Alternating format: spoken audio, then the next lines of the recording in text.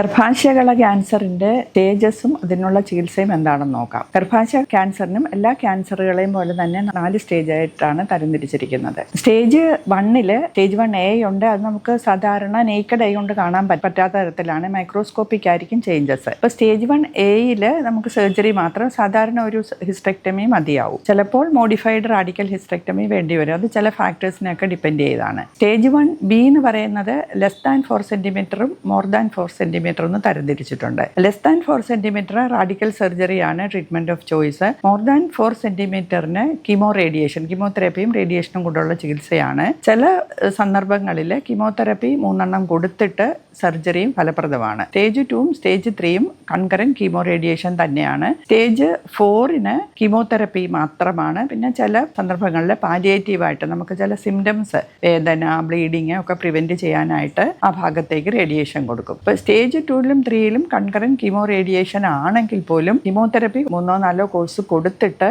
Radiation കൊടുക്കുന്നതും കൂടുതൽ ഫലപ്രദമാണെന്ന് ചില റിസർച്ചേഴ്സ് തെളിയിക്കുന്നുണ്ട്.